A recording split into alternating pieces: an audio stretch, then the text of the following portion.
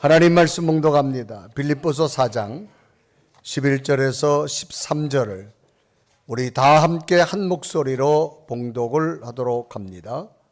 시작. 내가 궁핍함으로 말하는 것이 아니니라. 어떤 형편에든지 나는 자족하기를 배웠노니 나는 비천에 처할 줄도 알고 풍부에 처할 줄도 알아.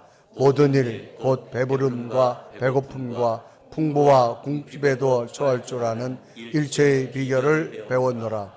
내게 능력 주시는 자 안에서 내가 모든 것을 할 수 있느니라. 아멘. 세계인들의 집중은 미국과 이스라엘 그리고 이란이라고 하는 나라의 전쟁에 관한 것으로 세계 모든 관심이 집중되어 있습니다. 지금은 잠깐 휴전 중에 있습니다. 서로의 힘겨루기 싸움이 전쟁으로 이어지고 말았습니다. 세계 어떤 민족이 능력 있는 민족일까라고 하는 의문도 가져봅니다. 능력이란 말은 일을 감당해낼 수 있는 힘을 능력이라 그렇게 말합니다. 세계는 많은 민족들이 살아가고 있지만 특별한 민족이며 가장 순환을 많이 받은 민족을 꼽는다면 유대인 민족이다 그렇게 말할 수 있을 겁니다. 로마 시대에는 로마인들의 식민지가 되어졌고 그리고 수많은 유대인들이 죽어갔습니다. 히틀러 시대에는 600만 명의 유대인들이 학살을 당하기도 합니다. 결국은 나라를 잃고 2000년 동안 세계로 뿔뿔이 흩어지게 되지요. 그 후에 유대인들을 반기는 곳은 세계 어디에도 없었습니다. 특히 기독교가 지배했던 중세 유럽에서는 예수를 죽인 민족이라 해서 가혹한 핍박을 받기도 했습니다. 그러나 유대인들은 가혹한 핍박과 고난에서도 다시금 세계 앞에 우뚝 선 민족이 되어졌습니다. 유대인들은 제1차, 2차 세계대전을 치른 후에는 미국 땅으로 몰려들기 시작합니다. 2026년 인구 통계 자료에 보면 세계 인구를 82억 8,600만 명으로 추산합니다. 그 중에 유대인은 1,580만 명, 전 세계의 약 2.5% 내지 0.3%에 불과합니다. 이 중에 미국에 거주한 인원이 약 630만 명입니다. 그런데 미국을 실질적으로 움직이고 있는 사람들은 유대 민족입니다. 전 세계 금융의 40%를 움직이고 있는 민족입니다. 또한 지금까지 노벨상을 받은 사람들이 가장 많이 배출된 민족이 유대 민족입니다. 전 세계 인구의 0.3%에 불과한 이 민족이 노벨 수상자의 30%를 배출했으며 세계 유명 인사, 세계적인 부자의 절반 정도가 유대인 민족이라고 하는 사실입니다. 그러면 어떻게 세계 인구의 0.3%밖에 안 되는 민족이 지금의 세계를 리드할 수 있을까라고 하는 겁니다.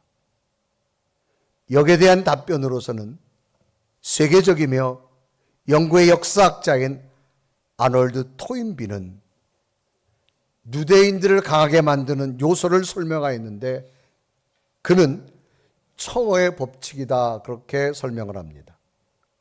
영국인들은 청어라는 생선을 무척 좋아한다고 합니다.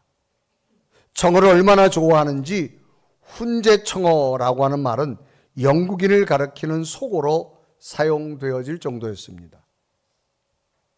토인비의 강연 내용은 이런 내용입니다. 청어가 잡히는 곳은 북해나 베링해협 같은 먼 바다였기 때문에 영국 사람들이 싱싱한 청어를 먹기가 쉽지 않았다고 합니다. 그것은 배에 싣고 오는 동안에 대부분 죽었기 때문입니다. 그래서 살아있는 청어는 냉동 청어에 비해서 2배 정도 비싼 값에 영국 시장에서 팔렸다고 합니다. 그런데 언제부터인지 살아있는 청어가 런던 수산시장에 대량으로 공급되기 시작합니다. 그 비결은 청어를 싣고 오는 수조에 청어의 천적인 물메기 몇 마리를 함께 넣고 싣고 온다고 합니다. 그러면 청어들은 물메기에 잡혀 먹지 않으려고 필사적으로 그 좁은 수조에서 도망다니기 시작합니다. 그런 긴장이 청어를 살아있게 하는 원동력이 되어졌다고 하는 겁니다. 이 아놀드 토인비가 청어의 이야기를 자주 이용한 것은 가혹한 환경이 새로운 문명을 만들고 인류를 발전시키는 원동력이 되었다는 자신의 역사 이론을 그는 설명하게 되어집니다. 이를 청어의 법칙이라고도 하고 매기의 법칙이라고 하는 말도 합니다. 이 아놀드 토인비는 28개 문명의 흥망성쇠와 독자적인 문명 상관을 담은 그의 불후의 저작 역사의 연구라고 하는 책에서 인류 역사를 도전과 응전의 과정으로 보고 있습니다. 세계 각국의 나라들이 외부의 도전에 효과적으로 응전했던 민족이나 문명은 살아남았지만 그렇지 못한 문명은 소멸해 버리고 말았다는 겁니다. 이런 역사의 배경으로 수천 년 동안 엄청난 고난을 겪었던 유대인들은 이 민족을 본다면 정말로 대단한 민족이었다는 겁니다. 이 세상에는 크지만 작은 사람이 있고 작지만 큰 사람이 있습니다. 유대인들은 작지만 큰 사람이었다라고 세계인들은 평가하고 있습니다. 그럼 유대인들은 그렇게 작으면서도 어떻게 우수한 민족이 되어줄 수 있었을까라고 하는 겁니다. 많은 학자들은 그것은 성경과 탈무드를 통하여서 철저한 가르침 속에 형성되어졌다라고 평가합니다. 이런 배경으로 오늘 본문도 유대인이면서 기독교 역사의 새로운 비전을 제시한 한 사람 바울을 소개하고자 합니다. 이 바울은 정통 유대인입니다. 철저하게 기독교를 박해하던 자였습니다. 그런데 부활의 주님을 만나게 됩니다. 그리고 나서 그는 그 만남을 통해서 오히려 예수님이 하나님의 아들이고 구원자라고 복음을 전하는 전도자가 되어져서 1차, 2차, 3차에 걸쳐서 복음을 전하는 전도자의 길을 걷게 됩니다. 이 전도자의 길에서 바울은 엄청난 고난을 겪게 됩니다. 억울함을 당하고 감옥에 투옥되고 매를 맞고 굶주림을 겪어야 했고 항해 도중에는 큰 풍랑으로 죽음의 순간도 맞이해야만 했습니다. 그래서 바울은 자신이 겪은 것에 대해서 고린도 교인들에게 이렇게 구체적으로 설명합니다. 그래서 고린도서 11장 23절에 보면 그의 고백이 나옵니다. 그들이 그리스도의 일꾼이냐? 정신없는 말을 하거니와 나는 더욱 그러하도다. 내가 수고를 넘치도록 하고 옥에 갇히기도 더 많이 하고 매도 수없이 많이 맞고 여러 번 죽을 뻔하였으니 27절에 보면 기록합니다. 또 수고하며 애쓰고 여러 번 자지 못하고 줄이며 목마르고 여러 번 굶고 춥고 헐벗었도다 라고 말합니다. 이렇게 바울은 자신이 예수를 믿고 겪었던 이 고난의 일들을 소상하게 고린도교 교인들에게 소개합니다. 오늘 바울이 기록한 것은 빌립보서입니다. 이 로마가 유대인을 압제할 때에 이 바울은 지금 감옥에 갇혀 있습니다. 1차 투옥됩니다. AD 60년에 62년경. 이때 자신이 감옥에 있지만 자신이 2차 전도여행 때 저 마게도냐 유럽의 첫 땅에 세운 빌립보 교회 성도들에게 편지를 쓴 겁니다. 그래서 기록은 옥중에서 쓴 겁니다. 그래서 빌립보에 있는 성도들에게 편지를 썼습니다. 그래서 우리는 옥중서신이라 그렇게 말합니다. 자신은 감옥에 있어서 빌립보에 있는 성도들에 갈 수는 없지만 늘 빌립보 성도들에 대한 감사의 마음을 품고 편지로서 자신의 마음을 전한 것이 바로 빌립보서입니다. 이 바울은 빌립보 성도들을 향해서 이렇게 고백하죠. 여러분, 예수 그리스도 안에서 환경을 보지 마시고 자족하며 사시기를 바랍니다. 그러면 여러분 마음속에 계신 예수님은 여러분에게 새로운 능력이 될 것입니다. 그래서 빌립보서 본문 4장 11절은 이런 기록이지요. 내가 궁핍함으로 말하는 것이 아니니라. 어떤 형편이든지 나는 자족하기를 배웠노니라고 말합니다. 그리고 그 자족 속에서 희망을 말합니다. 여러분, 예수님 안에서는 예수님의 능력으로 모든 것을 할 수 있습니다. 그래 빌립보 4장 13절은 이런 기록이 있죠. 내게 능력 주시는 자 안에서 내가 모든 것을 할 수 있느니라. 자신의 몸은 지금 감옥에 투옥되어져서 고난의 시간 중에 있지만 자신은 그 감옥 속에서도 예수님을 품고 스스로 족함을 느끼는 자족의 마음으로 이곳에서도 감사의 마음으로 살고 있다라고 말하면서 빌립보 성도들 향한 고백은 여러분 예수님 안에 거하십시오. 그러면 여러분들에게도 주님의 능력을 언제나 함께 하시기에 어떤 환경에서도 일어날 수가 있습니다. 여러분이 예수님을 품고 예수님 안에서 꿈꾸는 여러분이 되기를 바랍니다. 그러면서 자신은 감옥에 있으면서도 저 빌립보 교회 성도들에게 희망의 메시지를 전해주고 있는 겁니다. 그러면 바울이 전했던 이 희망의 메시지,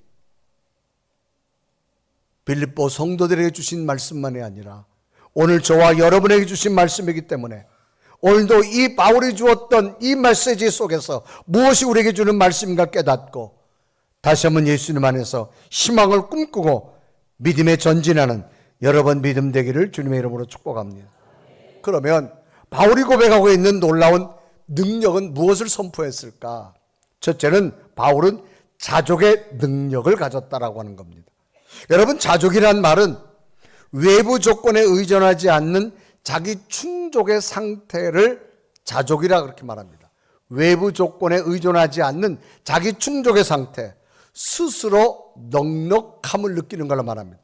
환경에 의해서 느끼는 것이 아니라 자기 스스로 넉넉함을 느끼는 상태를 자족이라 그렇게 말합니다. 바울은 지금 감옥에 투옥된 상태입니다. 육체적 고통은 너무나도 힘든 상태지요. 자유를 잃어버리고 배고픈 시간, 통제된 시간, 감시를 당하고 작은 공간에서 지내야 되는 그 불편한 상황입니다. 그것도 어떤 죄값에 의해서 있는 것이 아니라 정치적으로 복음을 증거했다라는 이유만으로 그는 지금 감옥에 투옥된 상태입니다. 그런데 이런 곳에서 어떻게 모든 것에 대해서 충족되어진 상태인 자족이라고 하는 말을 쓸 수 있을까라고 하는 겁니다. 오늘 빌립보 4장 11절 바울은 고백하죠. 내가 궁핍함으로 말하는 것이 아니니라. 어떠한 형편이든지 나는 자족하기를 배웠노니라고 말합니다. 어떤 환경에 의해서 자족한 것이 아니라는 겁니다. 자기는 자족을 배웠다라고 말합니다. 그러면 바울이 어떻게 이런 감옥 속에서도 스스로 족함을 느끼며 자족할 수 있었을까라고 하는 겁니다. 이유는 하나입니다. 바울은 자기가 자족할 수 있었던 이유는 첫째는 기쁨을 얻었기 때문이다. 그런데 그 기쁨이 어디서부터 되어졌느냐? 자기의 몸은 지금 감옥 속에 있지만 자기 마음 속에는 누가 있냐? 예수님이 있다는 겁니다. 그래서 예수님 때문에 나는 지금 큰 기쁨을 누리고 있다. 그래 빌립보서 4장 10절에 보면 자족한다는 말 전에 이런 말이 있죠.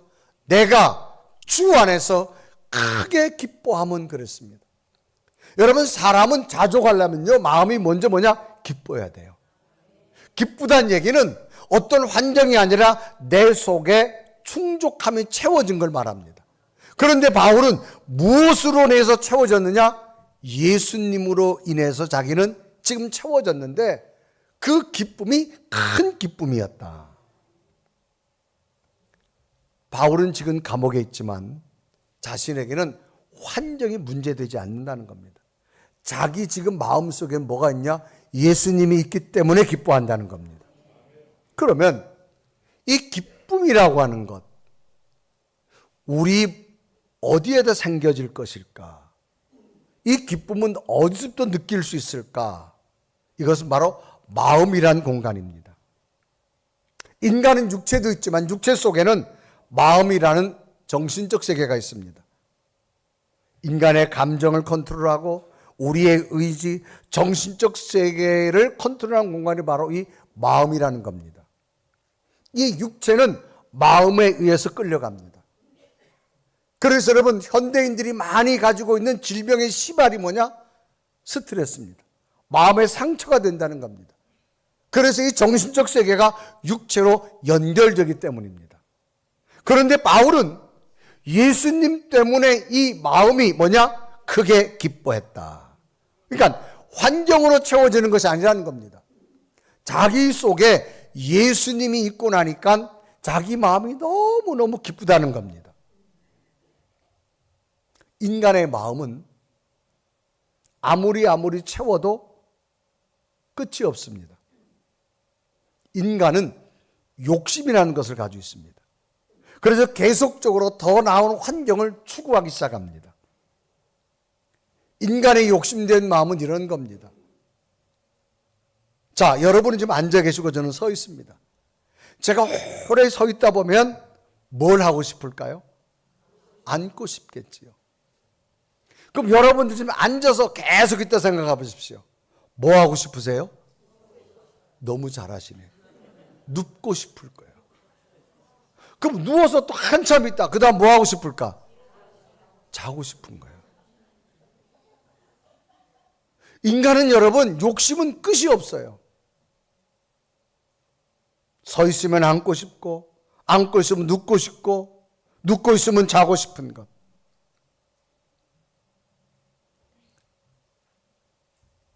결국 인간의 욕심은 욕구 충족이라고 하는 거예요. 끝없는 욕구 충족. 이거는 이 세상 모든 걸 가져도 채워지지 않습니다. 자, 우리의 문명의 변천사를 보실까요? 아마 5학년 후반, 6학년을 다 지나신 분들은 우리나라의 그 변천사를 많이 경험했을 거예요. 지금은 여러분, 문명의 시간이 얼마나 많이 발전됐습니까? 이제 곧 어떤 현상이 생기느냐? 여러분이 굳이 교회 안 오셔도 돼. 여러분 똑같이 생긴 로봇을 하나 갖다 놓고 오늘 나 대신 교회 갔다 와라. 내가 앉는 자리는 어느 자리다. 그러면 여러분이 와서 딱 앉아 있어요. 내가 성가대다. 나와 성가대도 한다니까. 아멘도 해요. 웃으라면 웃고 주방가 봉사하면 봉사하고 그리고 집에 돌아가는 거야. 여러분, 이제는 여러분 인간이 개발한 로봇이 어마어마하게 여러분을 도와줄 겁니다. 이제 여러분 자식들 낳아도 군대 갈 거 없어요. 로봇 하나 사서 보내면 돼. 그러면 여러분 굳이 가서 내가 총 들고 안 싸워도 돼. 여러분 문명의 변천이 어마어마하게 왔어요. 예전에는 다 손수 빨래 했잖아요. 이젠 여러분 기계들이 다 해주잖아요. 그런데도 여러분 우리 마음속에는 어떤 게 더 많아요? 불만이 더 많아요. 불평이 더 많아졌고요. 이렇게 살기 좋은 세상이면 웃을 일이 더 많아져야 되잖아요. 근데도 고독합니다. 또 외롭고요. 인간은 이 세상 모든 걸 채워도 채워지지 않습니다. 이게 인간의 마음입니다. 그래서 바울은 자기에게 기쁨이 있어도 기쁨이 뭐냐? 자기 몸은 지금 감옥에 있다 할지라도 예수님이 내 안에 계시니까 그 기쁨이 얼마나 기쁜지 크게 기뻐했다 그렇게 말합니다. 그래 빌립보서 4장 10절에 기록하잖아요. 내가 주 안에서 어떻게 기뻐하면? 그러면 여러분 목소리도 크게 해야 돼요. 내가 주 안에서 어떻게 기뻤다? 여러분, 여러분이 교회 와서 할 일은 하나입니다. 기뻐하기를 바랍니다. 그러니까 예수님이 내 안에 계시기 때문에 우리 기쁜 거예요. 이것은 이미 예수님께서 우리에게 말씀했어요. 예수님이 우리 주시는 선물이 뭐냐? 평안한 겁니다. 사람은 근심과 걱정이 있으면요 기쁨이 안 생겨요. 근데 평안하면요 기쁨이 생깁니다. 그런데 예수님께서 뭐라 말하느냐? 너희들의 기쁨은 세상이 주는 기쁨과 다르다라고 말합니다. 내가 주는 기쁨은 세상의 것 다르다. 그래서 요한복음 14장 27절에 주님은 이렇게 말씀하죠. 다 같이 읽어봐요. 시작. 평안을 너에게 끼치노니 곧 나의 평안을 너에게 주노라. 내가 너에게 주는 것은 세상이 주는 것과 같지 아니하니라. 너희는 마음에 근심도 하지 말고 두려워하지 마. 그러니까 예수님이 내 안에 주시는 건 평안이에요. 그래서 바울은 비록 몸은 감옥에 있다 할지라도 예수님이 내 안에 계심으로 그냥 기쁨이 아니라 큰 기쁨이 넘쳐났다.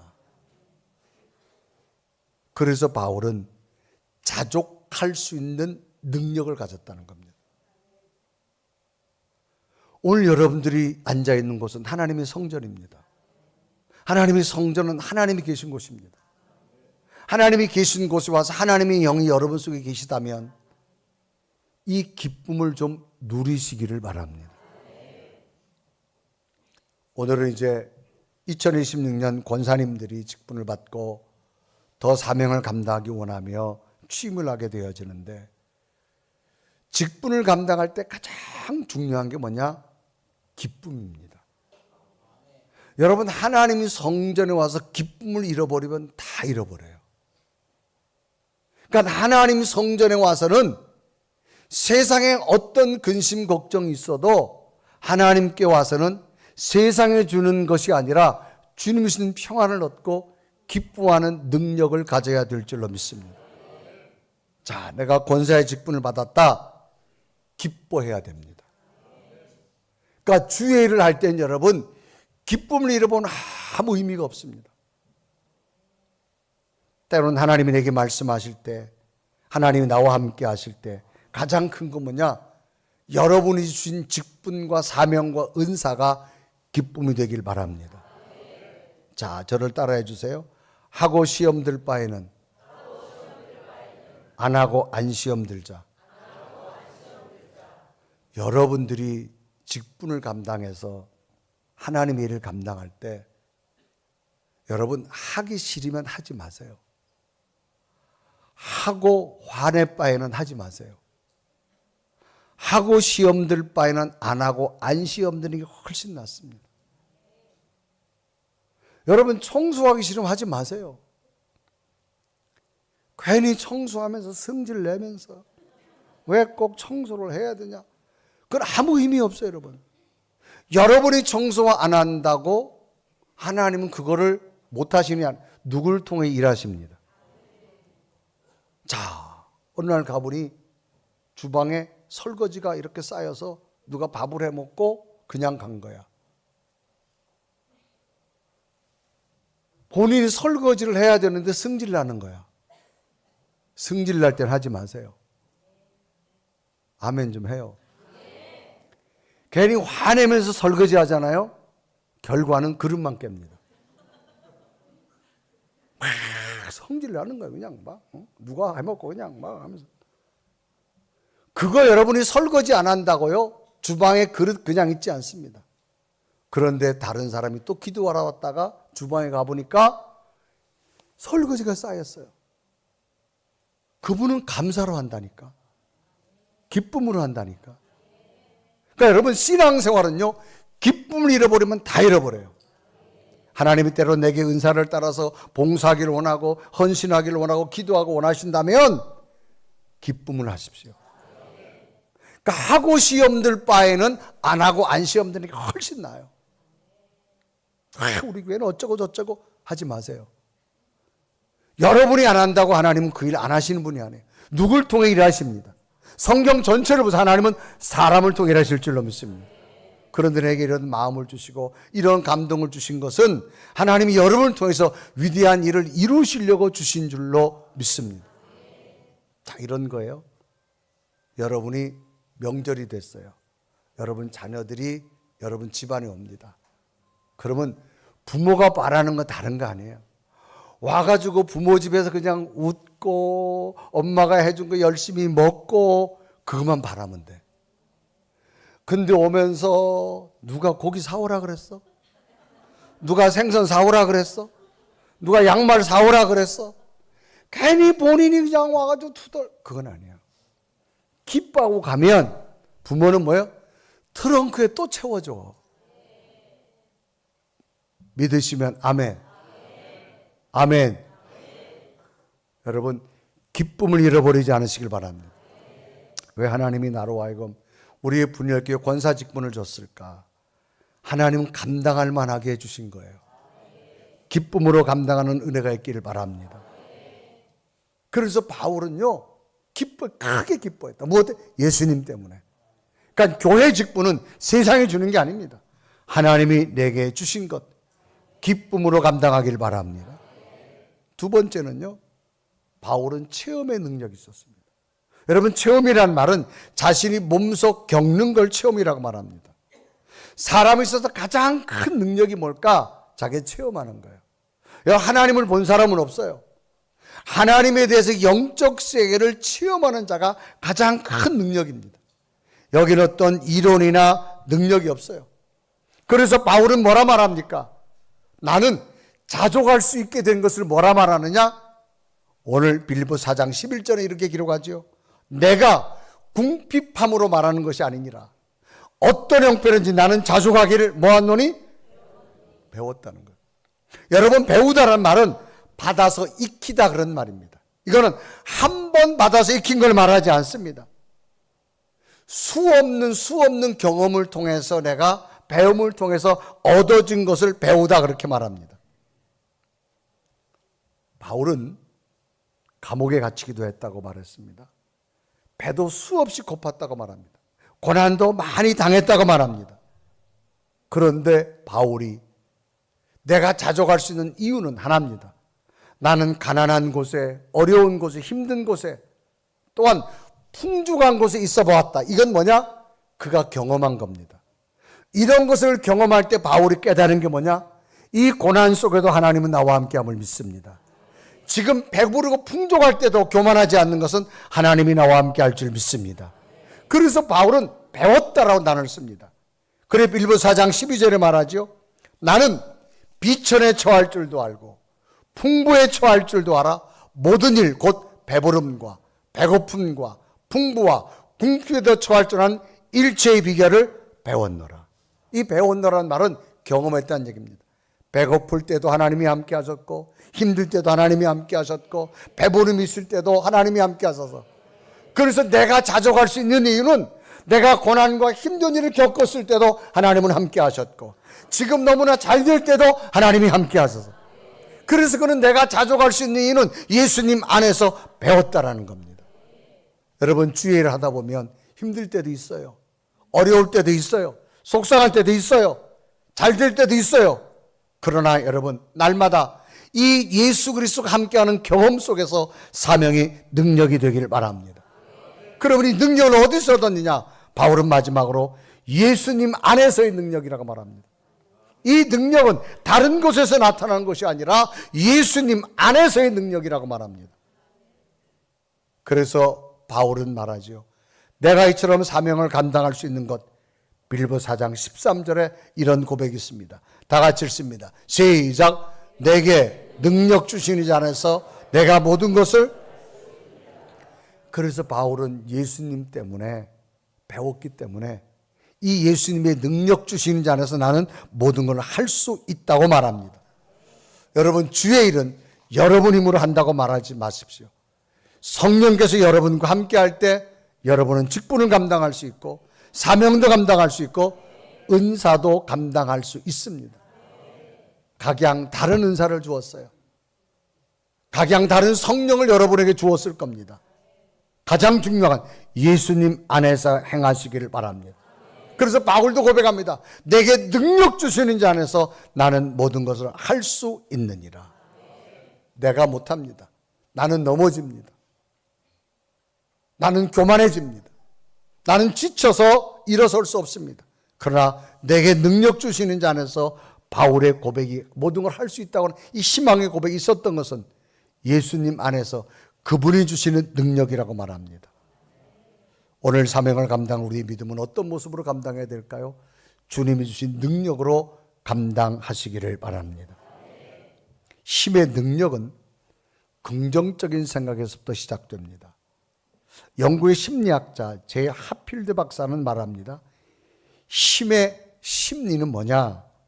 나는 할 수 있어 하면 돼 라고 긍정적 생각을 가지고 자신감을 가진 사람은 자신이 가지고 있는 능력의 500%의 능력을 할 수 있다고 말합니다. 그런데 반면에 나 같은 사람이 무엇을 할 수 있어 라고 부정적인 생각을 가진 사람은 자신이 가진 능력의 30%도 능력을 발휘 못한다고 합니다. 이것은 우리에게 부정적인 사람이 되지 말라는 과학적인 논리입니다. 그래서 마가복음 9장 23절 주님께서 말합니다. 할 수 있거든이 무슨 말이냐? 믿는 자에게는 능치 못할 일이 없느니라. 오늘 바울은 말합니다. 나도 할 수 없지만 내게 능력 주시는 자 안에서 모든 걸 할 수 있느니라. 우리 힘으로는 못합니다. 주님이 주신 능력은 감당하게 될 줄로 믿습니다. 예수님 때문에 기뻐하시며 자족하고 감사하는 능력을 가지시고 좋은 환경, 어려운 환경 날마다 그 속에서도 하나님이 함께 하심을 체험하시고 예수님 안에서 위대한 능력이 여러분에게 있는 사명자들 되기를 주님의 이름으로 축복합니다. 우리 한번 고백하며 찬양할까요? 그럼 우리는 어떤 모습으로 살아가야 될까요? 우리의 심령은 주님 안에 있습니다. 주님의 영상이 날마다 채워지기를 고백하며 찬양합니다.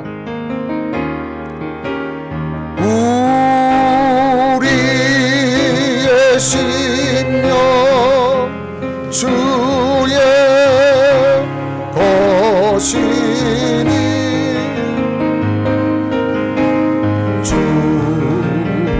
주님의 영상 만드소서.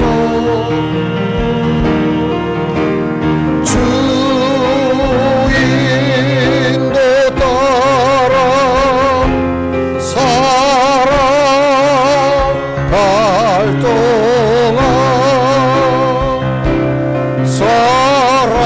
사랑과 충성을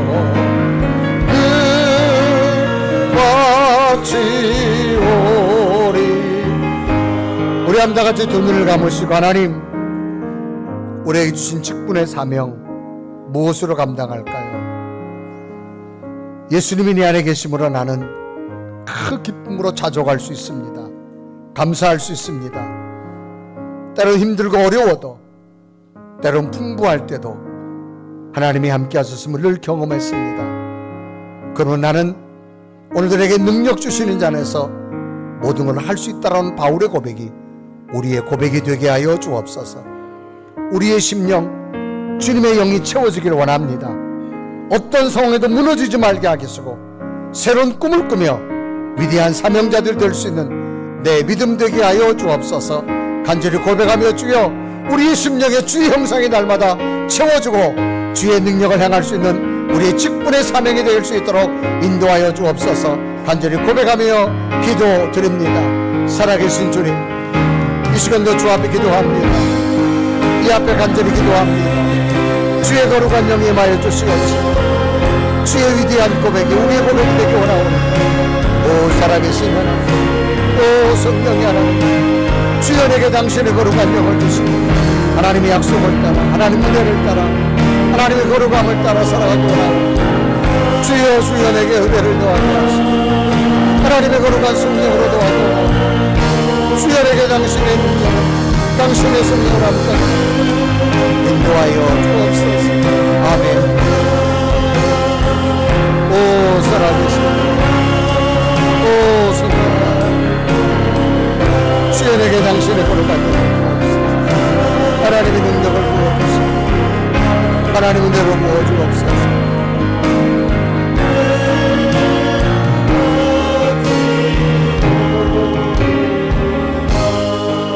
살아계신 하나님, 우리 속에 주의 성령이 함께 하심으로 예수님 때문에 기뻐하며 예수님 때문에 자족하며 예수님이 함께 계심으로 풍부할 때나 고난 속에서도 주님 붙들고 위대한 사명을 감당하게 하신 것 감사합니다. 이제 우리의 미래의 시간도 내 힘이 아니라 내게 능력 주시는 자 안에서 위대한 사명을 감당할 수 있는 능력자들 되게 하여 주옵소서. 예수 그리스도의 이름을 간절히 기도드리옵나이다. 아멘.